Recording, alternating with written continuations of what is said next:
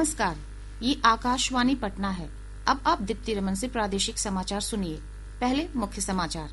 निगरानी ब्यूरो राज्य के 6 अधिकारियों और 2 पूर्व मुखिया की संपत्ति को करेगा जब्त। केंद्रीय कृषि मंत्री शिवराज सिंह चौहान ने कहा, विकसित भारत जी राम जी अधिनियम के अंतर्गत गांव का कोई भी कार्य कराने का निर्णय ग्राम सभा करेगी। उच्चतम न्यायालय के मुख्य न्यायाधीश सूर्यकांत आज पटना आ रहे हैं। मुख्य न्यायाधीश कल पटना उच्च न्यायालय परिसर में कई परियोजनाओं की आधारशिला रखेंगे।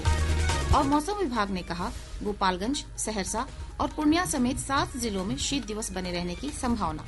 समाचार विस्तार से। निगरानी ब्यूरो राज्य के 6 अधिकारियों और 2 पूर्व मुखिया की संपत्ति को जब्त करेगा। विभाग के अपर महानिदेशक जितेंद्र सिंह गंगवार ने बताया, जिन अधिकारियों की संपत्ति जब्त की जाएगी, इसका प्रस्ताव पिछले वर्ष ही राज्य सरकार को भेजा गया था। श्री गंगवार ने कहा कि सबसे अधिक राशि ग्रामीण कार्य विभाग के तत्कालीन अधीक्षण अभियंता ओम प्रकाश मांझी का है, जिनकी 90 लाख रुपए से अधिक की संपत्ति जब्त की जाएगी।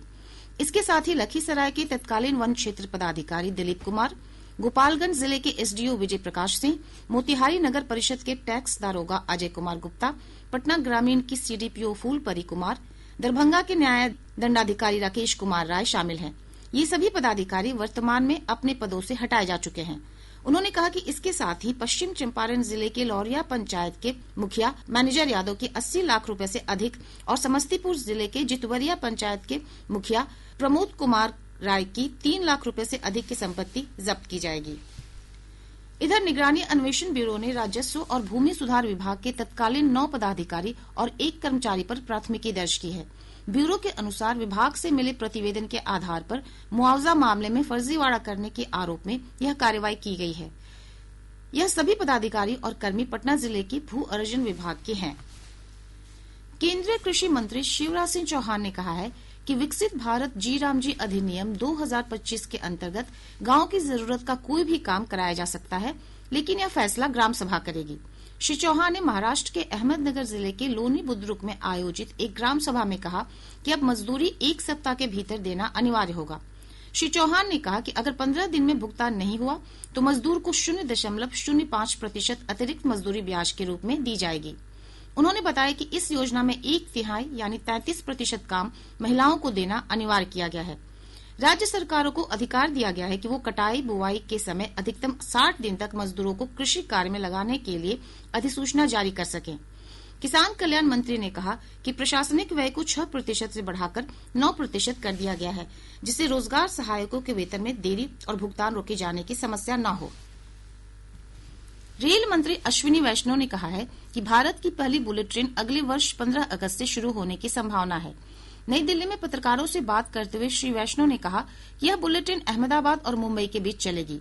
सबसे पहले सूरत से बिलीमोरा तक का सेक्शन और उसके बाद वापी से सूरत तक का सेक्शन खोला जाएगा।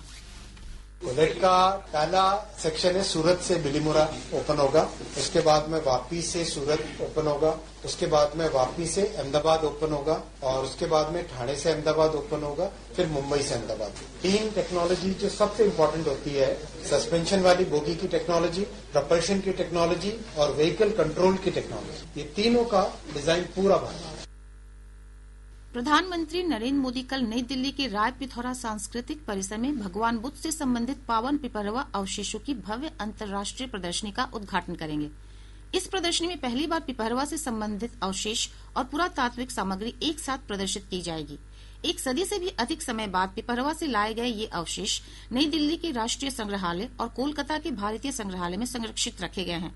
प्रधानमंत्री कार्यालय के अनुसार वर्ष 1898 में पिपरवा अवशेषों का पता लगा था। प्रारंभिक बौद्ध धर्म के पुरातात्विक अध्ययन में भगवान बुद्ध से सीधे संबंधित इन अवशेषों का महत्वपूर्ण स्थान है। पिपरवा स्थल से जुड़े पुरातात्विक प्रमाण इसे प्राचीन कपिल वस्तु से जोड़ते हैं, जहां भगवान बुद्ध ने अपना प्रारंभिक जीवन बिताया था।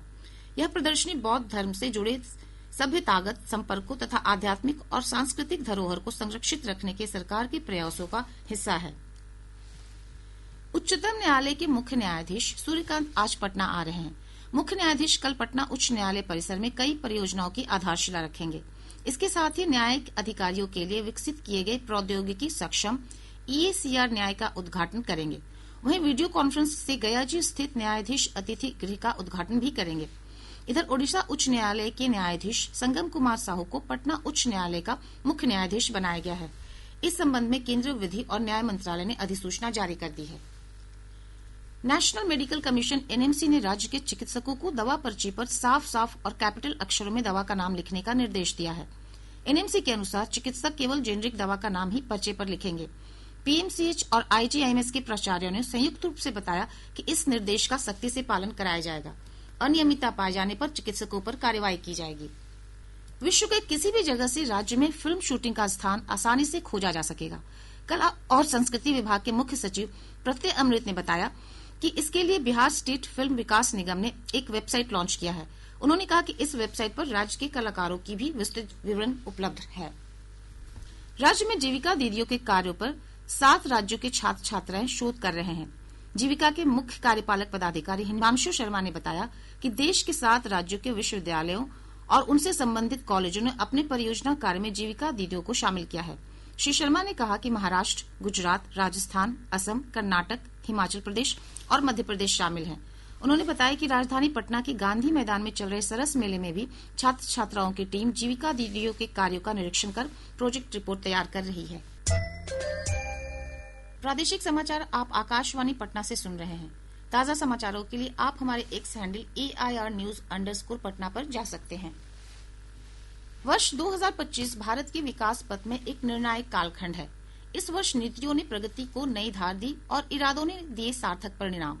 आज विशेष श्रृंखला सुधारों का वर्ष में प्रस्तुत है 2025 के दौरान प्रौद्योगिकी क्षेत्र में भारत की प्रगति। 2025 में भारत ने अपनी वैज्ञानिक और तकनीकी यात्रा में एक महत्वपूर्ण मोड़ हासिल किया। इस वर्ष कृत्रिम बुद्धिमत्ता AI में बड़ी प्रगति हुई। इंडिया AI मिशन के तहत सरकार ने नैतिक मानव केंद्रित AI प्रणाली बनाने के लिए 10,000 करोड़ रुपए से अधिक का निवेश किया है। हाल ही में स्टैनफोर्ड विश्वविद्यालय की 2025 ग्लोबल AI वाइब्रेंसी रैंकिंग में भारत तीसरे स्थान पर पहुंच गया। 2025 में सेमीकंडक्टर और उन्नत विनिर्माण में भी निर्णायक प्रगति हुई। पिछले वर्ष नोएडा और बेंगलुरु में 3 नैनोमीटर चिप डिजाइन के लिए 2 केंद्र शुरू किए गए। इसी तरह पिछले साल सितंबर में देश की पहली स्वदेशी रूप से विकसित विक्रम 32 बिट चिप को सेमिकॉन इंडिया 2025 कॉन्फ्रेंस में प्रधानमंत्री नरेंद्र मोदी को पेश किया गया। इस साल अंतरिक्ष और रणनीतिक तकनीकों में भी महत्वपूर्ण उपलब्धियां हासिल की गई। दुनिया के सबसे अग्रिम पृथ्वी अवलोकन रडार सैटेलाइट निसार का सफल लॉन्च भारत अमेरिका के बीच एक ऐतिहासिक सहयोग था।